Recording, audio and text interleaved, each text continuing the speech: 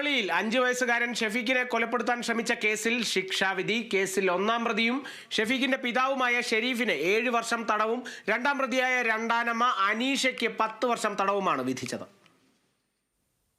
ഒന്നാം പ്രതി ഷെരീഫ് 7 വർഷം തടവിന് പുറമെ 50,000 രൂപ പിഴ കൊടുക്കണം. രണ്ടാം പ്രതിയായ രണ്ടാനമ്മ അനീഷയ്ക്ക് 10 വർഷം തടവാണ് ശിക്ഷ. അച്ഛനും രണ്ടാനമ്മയും കുറ്റക്കാരെന്ന് കോടതി വ്യക്തമാക്കിയിരുന്നു. ഇടുക്കി 1ാം ക്ലാസ് മജിസ്ട്രേറ്റ് കോടതിയുടേതാണ് വിധി. പട്ടിണിക്കിട്ടും മർദ്ദിച്ചും കുട്ടിയെ കൊലപ്പെടുത്താൻ ശ്രമിച്ചെന്നായിരുന്നു കേസ്. സംഭവം നടന്ന് 11 വർഷങ്ങൾക്ക് ശേഷമാണ് ശിക്ഷ വിധിക്കുന്നത്. ഈ കേസിൽ പ്രധാനമായിട്ടും ഒന്നാം പ്രതിക്ക്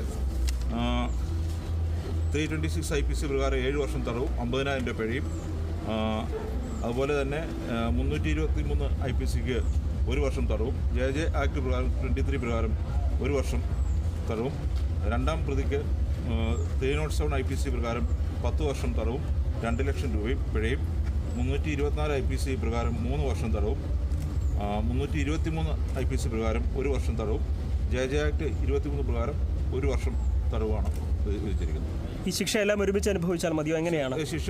സെപ്പറേറ്റ് ആണ്. JJ ആക്ട് ഉൾപ്പെടെയുള്ള വകുപ്പുകളുണ്ട്, പ്രത്യേകം അനുഭവിക്കണം. അതിനെക്കുറിച്ച് പറഞ്ഞിട്ടില്ല. ഇത്രയും കാലം ഇവർ നേരത്തെ തടവ് ശിക്ഷ അനുഭവിച്ചു. കുറച്ച് ദിവസങ്ങളോ ഏകദേശം ഒരു 3 മാസത്തോളം ഇവർ ജയിലിൽ കിടന്നത് അത് സെറ്റ് ഓഫ് ചെയ്യും. അത് കഴിച്ചിട്ടുള്ള ബാക്കി ശിക്ഷ അനുഭവിച്ചു. കേസിലെ 1ഉം 2ഉം പ്രതികൾക്ക് പരമാവധി ശിക്ഷ നൽകണമെന്നാണ് പ്രോസിക്യൂഷൻ കോടതിയിൽ വാദിച്ചത്. മാക്സിമം കൊടുക്കാവുന്ന ലൈഫ് ഇംപ്രിസൺമെന്റ് ആണ്. പക്ഷേ ഈ പ്രതികളുടെ ജീവിത സാഹചര്യങ്ങളും ഈ ഇതിലെ ഒരു സ്ത്രീയും ആയതുകൊണ്ടും അവർക്ക് പിന്നീട് അവർ 5 മക്കൾ അവർക്ക് ഉണ്ടെന്നുള്ളതൊക്കെ ഒരു കോടതി പരിഗണിച്ചു എന്നാണ് എനിക്ക് തോന്നുന്നത്. അവരുടെ ജീവിത സാഹചര്യങ്ങൾ വളരെ മോശം ആയതുമൊക്കെ ഒരു ലീനിയൻ വ്യൂ കോടതി എടുത്തിട്ടുണ്ടാവും. അതാണ്. ഇല്ലെങ്കിൽ ലൈഫ് ഇംപ്രിസൺമെന്റ് മാക്സിമം കൊടുക്കാം. ഏകദേശം ലൈഫ് ഇംപ്രിസൺമെന്റ് അടുത്ത് ശിക്ഷ വന്നിട്ടുണ്ട്.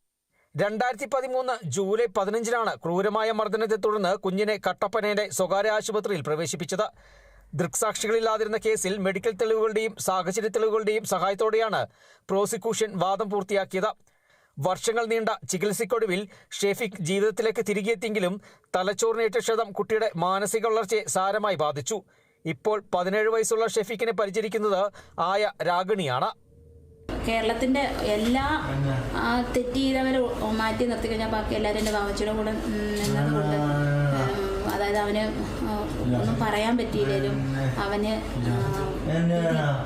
ന്യായം, അവന് നീതി കിട്ടി. അതിൽ സന്തോഷമുണ്ട്.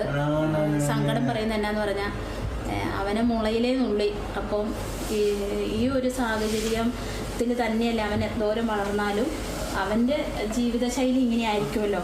അവൻ്റെ ഒപ്പം ഞാനും അവൻ്റെ കാൽച്ചോട്ടിൽ അല്ലെങ്കിൽ അവൻ്റെ തലച്ചോട്ടിലിരുന്ന് ഈ ജന്മം ഞങ്ങൾ രണ്ടുപേരും ഇങ്ങനെയായിരിക്കും, അതായിരിക്കും ദൈവവിധി എന്ന് മാത്രം കരുതുന്നു. Kerala vision news, Idukki.